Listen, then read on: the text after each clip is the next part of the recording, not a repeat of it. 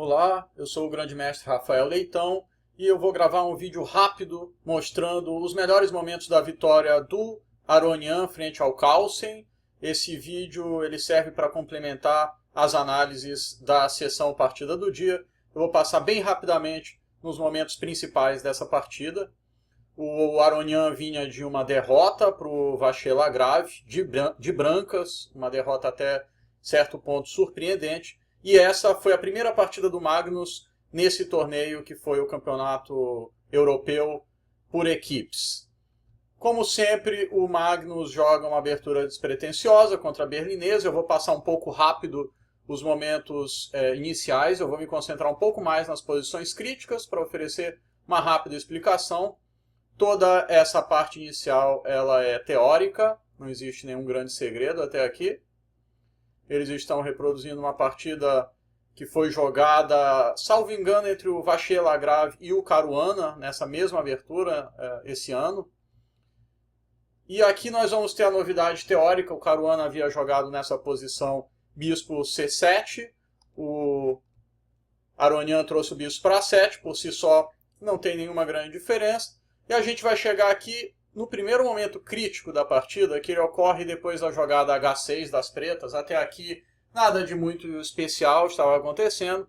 A jogada natural para as brancas, na minha opinião, seria bispo H4 aqui. E as pretas geralmente respondem nesse tipo de posição sem ter muito medo da cravada, jogam G5. E a gente tem aqui uma posição de duplo gume com chances para ambos os lados. É uma posição até certo ponto temática nessa abertura. Mas o Carlsen, surpreendentemente, capturou em F6, ele foi atraído pela captura de um peão em A5, e eu acho que a posição dele começou a ficar com problemas depois dessa sequência. Ele foi um tanto guloso e não apreciou muito bem os detalhes da posição aqui. O Aronian fez uma jogada muito forte nessa posição, talvez o Magnus a tenha subestimado, que foi o lance D5, e as pretas conseguiram um formidável contrajogo com posse do par de bispos e também um bom domínio do centro. Aqui a gente teria uma possível variante bem interessante, esse é um outro momento crítico, porque eu acho que o lance do Carlsen provavelmente foi equivocado. A gente poderia ver o que aconteceria se as brancas capturassem o peão de D5, essa seria uma variante importante, mas o Aronian poderia jogar aqui dama D8, atacando tanto o cavalo de A5 quanto o bispo de D5. A sequência seria então o bispo toma B7, a gente troca, e as brancas têm o cavalo copado nessa posição, ainda que as brancas tenham 3 peões pela peça nesse momento, né? Mesmo assim, essa é uma posição em que a peça, no caso o bispo de A7, ele é mais forte do que os peões, mas seria uma opção, apesar das vantagens das pretas. Do jeito que foi, também seria interessante tomar em D5 e jogar bispo C2 aqui, dando uma casa para o cavalo em B3. As pretas têm uma compensação excelente, mas não há nada decisivo ainda, né? Do jeito que o Magnus jogou, eu acho que ele ficou muito mal aqui. Agora as peças das pretas vão ocupando as melhores casas e a posição já está muito difícil. Observem, domínio da coluna D, par de bispos apontando perigosamente para o rei, a dama também muito bem colocada.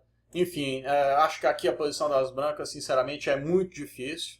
Eu vou seguir um pouquinho mais, até o momento que eu acho que as pretas começaram a arrematar.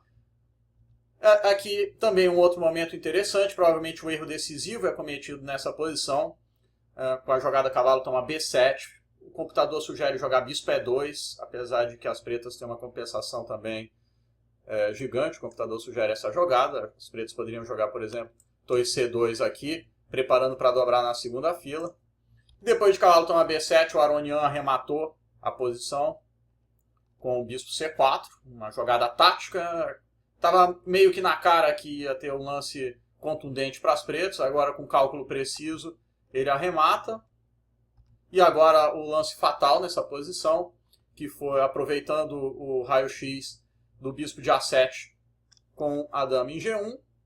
Ele jogou aqui torre A2, e agora a posição das pretas ganha, como se diz no jargão enxadrístico, é tudo agora uma questão de técnica, e a técnica do Aronian, como sempre, foi impecável. O detalhe é que as brancas não conseguem conservar nenhuma peça, ele poderia inclusive ter capturado direto em D8, mas ele preferiu capturar um bispo, que é sempre uma boa ideia você ficar com eliminar um bispo do seu adversário em vez de um cavalo. E agora, apesar de as brancas terem os peões passados ameaçadores no flanco dama, ele não consegue coordenar as peças, a torre de A2 está desprotegida, então os peões vão caindo um por um. E o Aronian arrematou aqui de uma maneira muito bonita, ele vai capturando os peões. Eu gosto particularmente... nessa posição é até um pouco surpreendente, ele poderia ter capturado, por exemplo, em B4 e jogado esse final. Mas ele preferiu tentar vencer de uma forma mais acelerada. Ainda que esse final, acredito que as pretas não tenham grandes problemas para converter essa vantagem. Você vai avançando o flanco rei. Então ele jogou aqui, ele preferiu arrematar de um jeito mais dinâmico, com dama C2 cheque, aqui um lance bonito F5. E o Magnus foi incapaz de defender as peças aqui, ele acabou perdendo material rapidamente. O Aronian veio avançando os peões. As peças ficaram muito descoordenadas e aqui a perda material é inevitável. Se rei para qualquer diagonal que o rei vá, se for para a diagonal A7 G1 com rei F2 ou rei G1, as pretas jogam dama B6 cheque, e se ele vier para G3, o preto joga dama C7 cheque e ganha a torre. Uma vitória surpreendentemente fácil para o Aronian nessa partida. Parece que o Magnus ainda não está recuperado. Quer dizer, ainda não recuperou a sua boa forma, ele tem jogado alguns torneios bem abaixo do que ele pode. Vamos ver se nas próximas rodadas ele se recupera. Para você ver as partidas, as análises dessa e de outras partidas, basta visitar a seção Partida do Dia no meu site.